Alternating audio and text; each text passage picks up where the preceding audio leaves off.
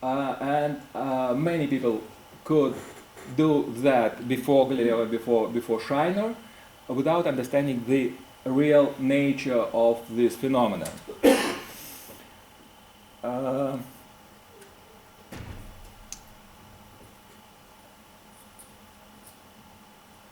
And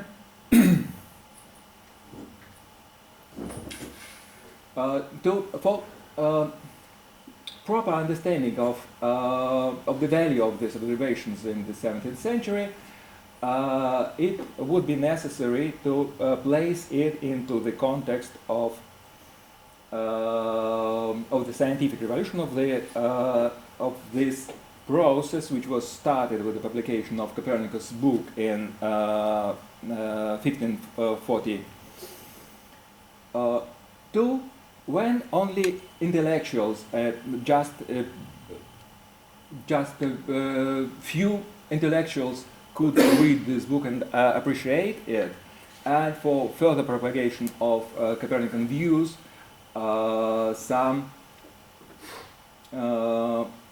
popularizers would be necessary, and of course Galileo was one of them. His books, written at the end of his life, were widely written and probably most influential in the history of European intellectual life in general.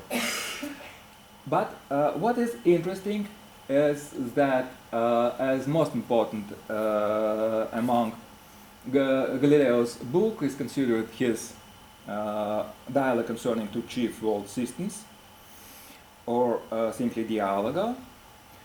And what is interesting about this book is that there the arguments for Copernicanism, for Copernican worldview, is mostly mechanical. He stays on the he considers celestial phenomena from the point of, in mechanical framework, whereas here in this letters on sunspots, his approach is more astronomical, and he tries to compare the observed spots, the observed phenomenon on the surface of the sun, from the point of view of different astronomical systems. And the first among them was Ptolemaic one. I'm going to just remind you some principal aspects, some principal ideas of Ptolemaic cosmological system and the difference between the Ptolemaic and the Aristotelian one. Because for Aristotle, it was principal thing was the dichotomy of sublunar and superlunar worlds, which is here. And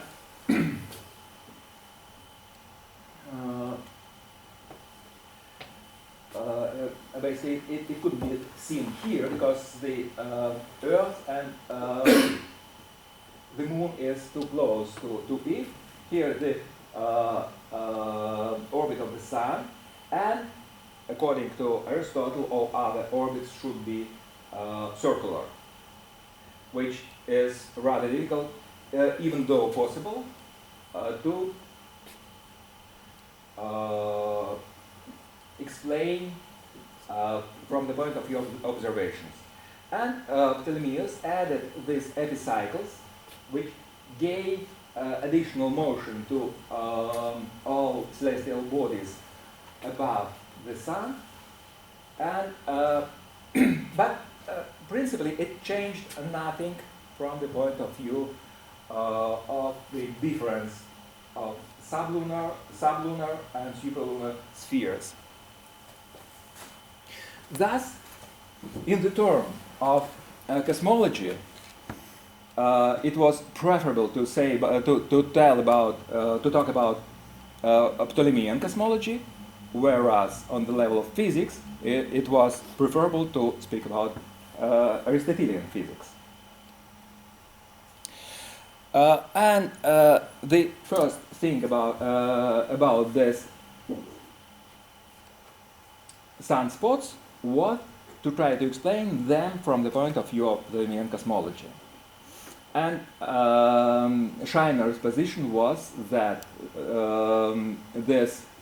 all these spots, they are not adherent to the surface of the sun, but they are just planets, some more planets of the solar system, which in this sense must be on the orbits around the Earth, but some additional epicycles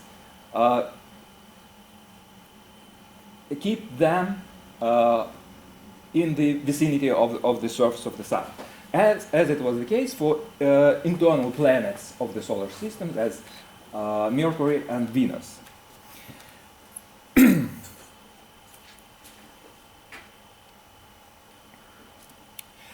But Galileo here, in his consideration, he made a very interesting logical move.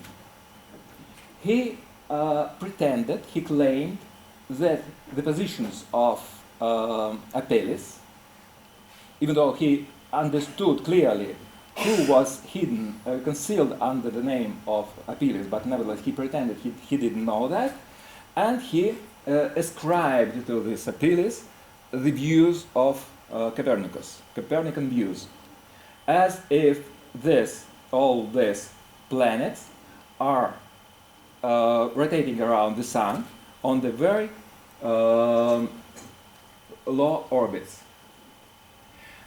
And then he, in a very detailed description, in a very detailed way, he showed how it was possible, and basically he showed that even closest orbits around the sun wouldn't correspond the observations. And from this he made an important, basically the only possible conclusion, that this celestial bodies, that these spots are not in reality bodies, they are not planets, they could be only some parts of solar surface.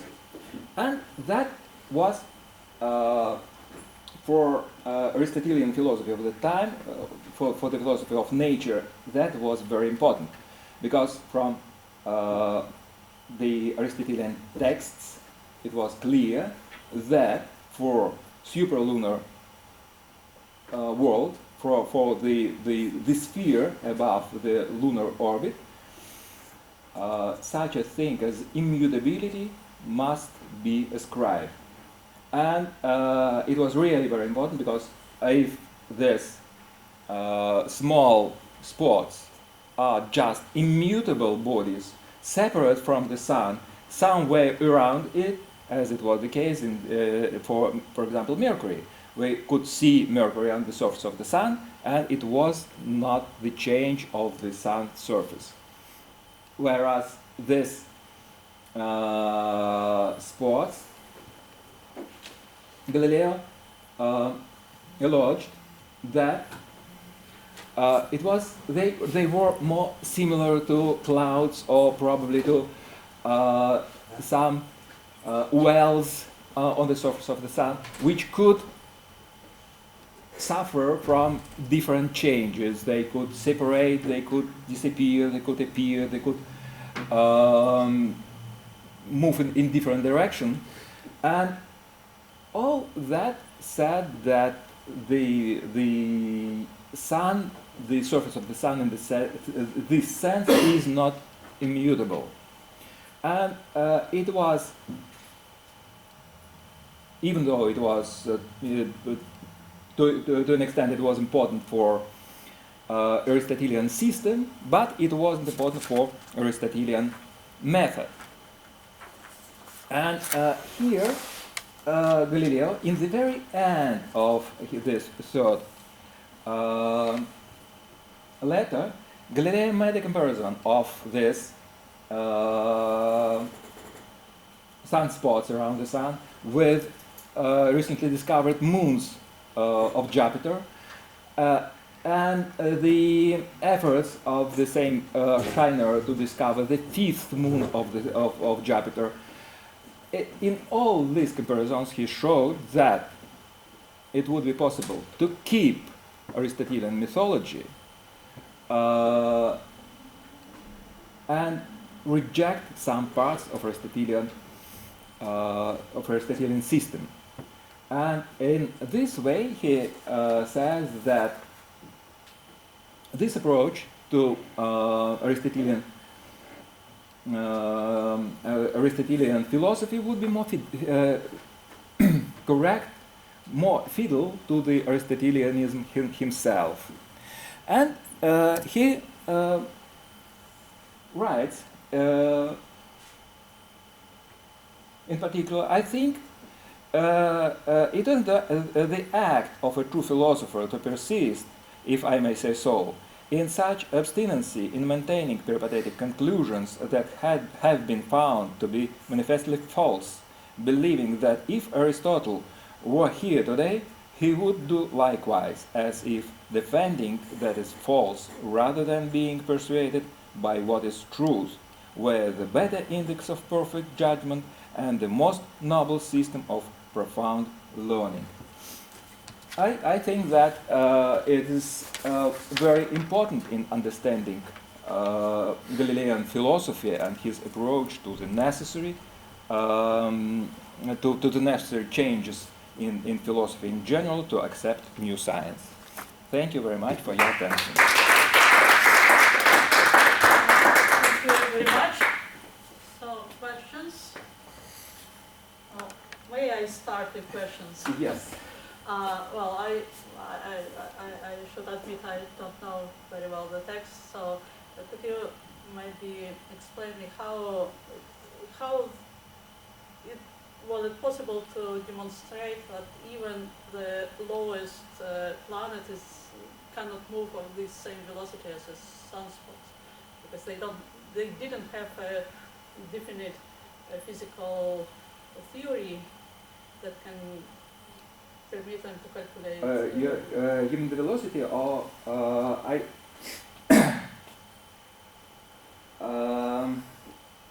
I'm sorry, I'm afraid. In fact, Apelles indeed affirmed that different spots move on the sun with different velocities. And Galileo rejected this argument, and he showed that if it was the case, the orbits on the lowest orbit would be too high, much higher than it is evident from the observation. But nevertheless, he could demonstrate in a rather simple rather simple reasoning that, for example, that at the edge of sun disk, we can observe that the spots became very narrow. And if they were spherical bodies on the orbit, then even approaching, even if the orbit is very close to the surface of the sun, even in this case, we would see approximately the same angle, both in the center of the disk and on the edge. So some geometrical arguments of this kind, in fact, they are very persuasive. They are very valid. And of course, he argued as well that in the when Apelles affirmed that different spots had different velocities on the surface of the sun, just because he confused and took different spots for the same.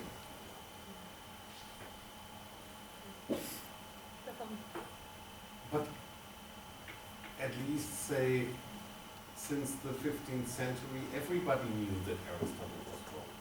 even and especially the Aristotelians, because they made a whole business out of correcting Aristotle punctually. I mean, why would you else write a book on Aristotle's physics or Aristotle's Meteorologica unless to, in some way, systematize Aristotle?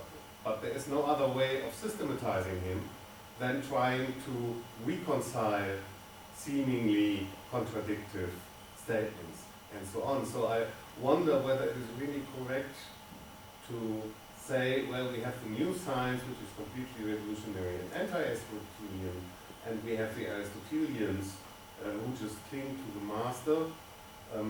Footnote, one other possible evidence for this continuum would be that people saw the need to reconcile Aristotle and Plato.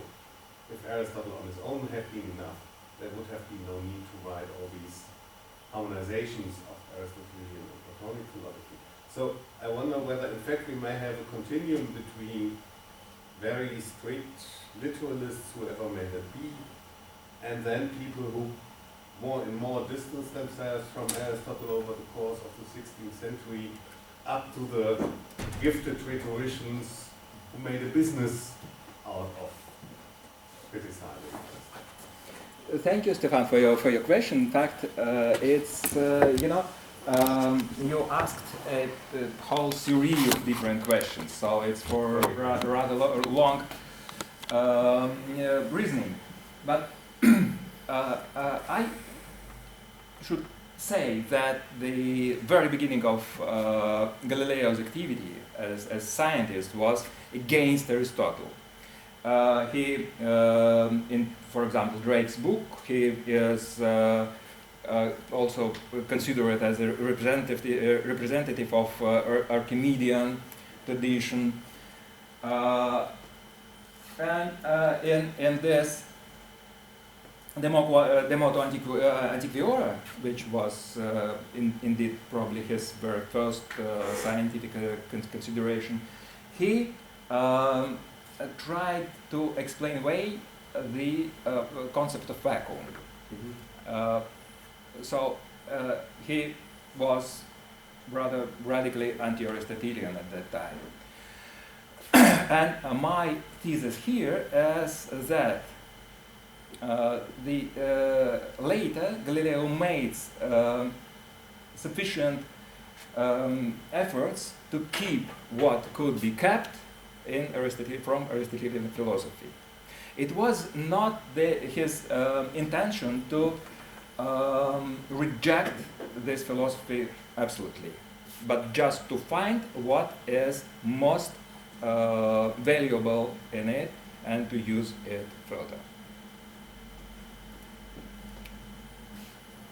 Other questions? No, thank you very much.